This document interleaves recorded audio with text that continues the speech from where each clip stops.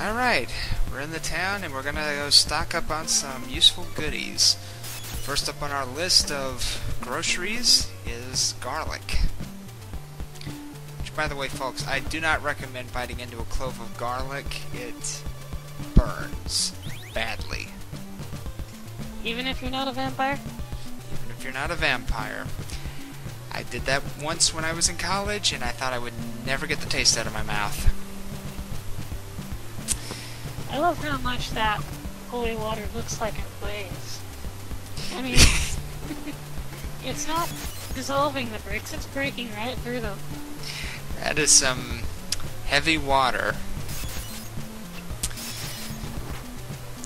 And this is an example of the hint books, the clue books that you can find scattered periodically throughout the game.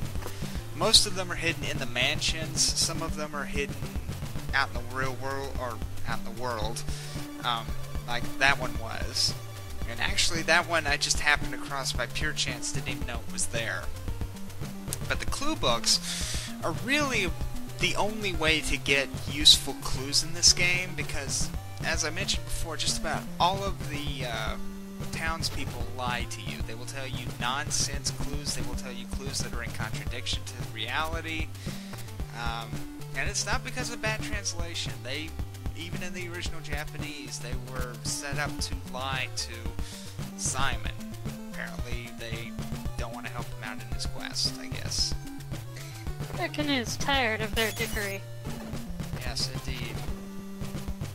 But the clue books will actually give you some useful hints, even if sometimes it's not that useful or just completely obscure.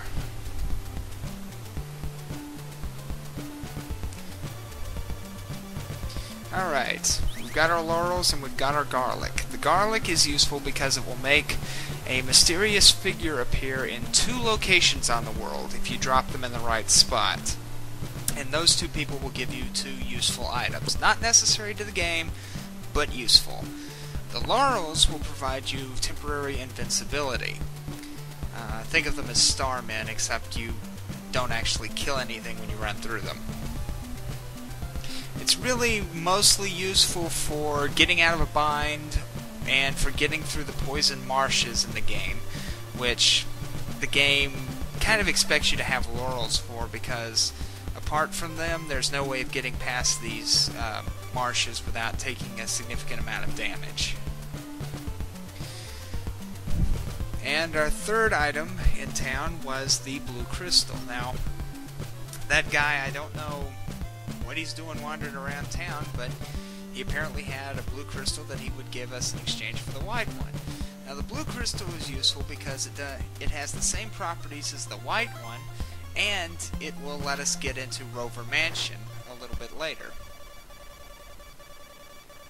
Now, the white crystal, I didn't explicitly say, but you could see in a previous video, the hidden elevator block in Berkeley Mansion was invisible unless you had the white crystal equipped.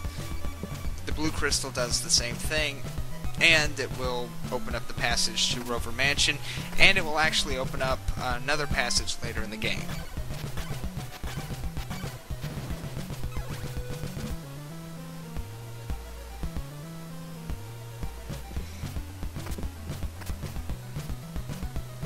And once again, I noticed that Belmont's really kind of got a strut to him.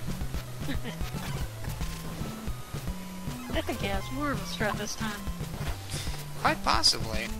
Well, he's a little bit more detailed this time. Sure. Could be the music, too. Konami did another bang-up job. Oh, yes.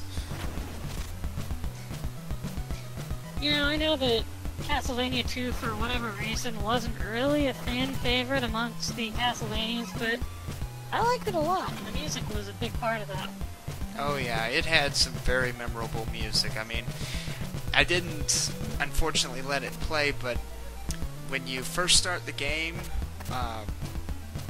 whenever that you're at the title screen and you've selected to start the game, or more accurately, if you go to the password screen, you can hear it. It's got a really good theme to it, which was actually the theme they used for Simon Belmont in the Captain N show, which completely butchered Simon's character, but that's another story. Captain N!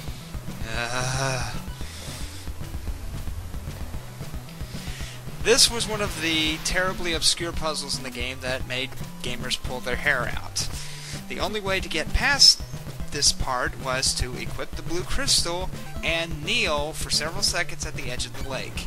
And as far as I know, nobody gave you any clues as to that.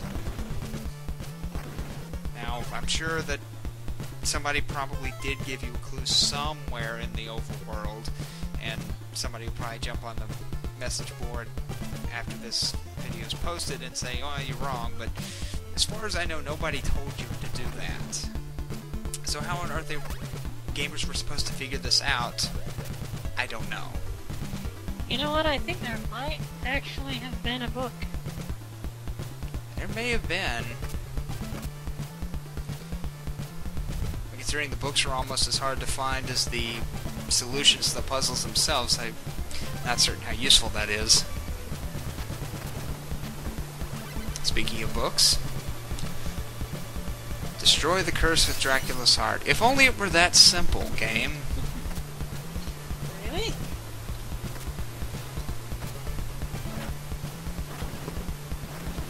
This book says I should kill Dracula.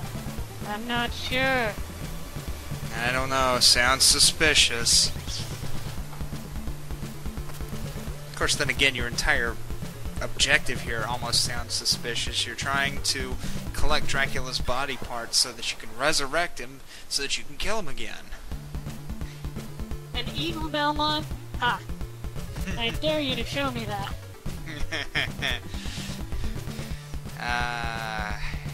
In another world, this would be called foreshadowing.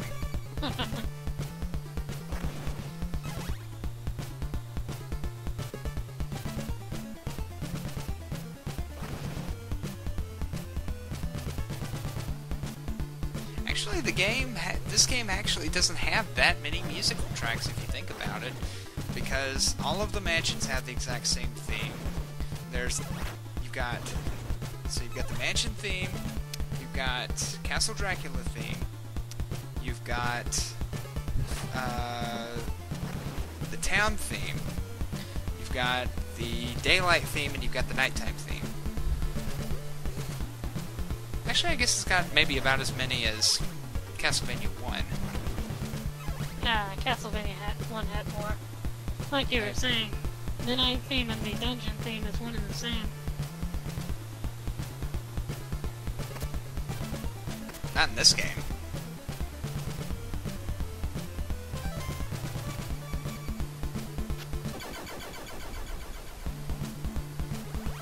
And now we process Dracula's heart.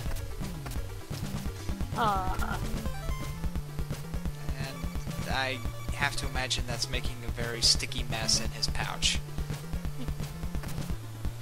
Actually, Dracula's heart reminds me, did you ever see the Nintendo Power issue that covered this game? No. Oh, that was the second issue of Nintendo Power they ever put out, and it generated some controversy because they had a guy who was dressed up as Simon, although he looked more like a knight with a whip than anything else. And they had the Dracula's cape spread out, and they had his body parts, including a cow's heart, on the cover. Wow. Yeah. I mean, to put that in perspective, issue number 1 had a claymation Super Mario Brother from Super Mario Brothers 2.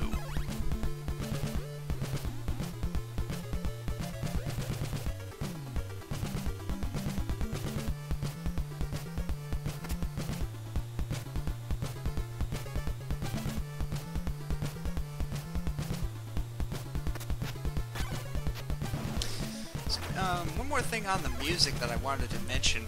Originally, this game came out for the Famicom Disk System in Japan, which I think was also the case with Castlevania 1. And the thing about it is, the Disk System didn't have the same music quality. In fact, I think it didn't have, a drum channel. Instead it had a noise channel. And the music quality in the original game is significantly lower if you want to check that out. Well, that's the end of this video. Next time, we'll go on past Rover Mansion to the Beyond. Next time, folks.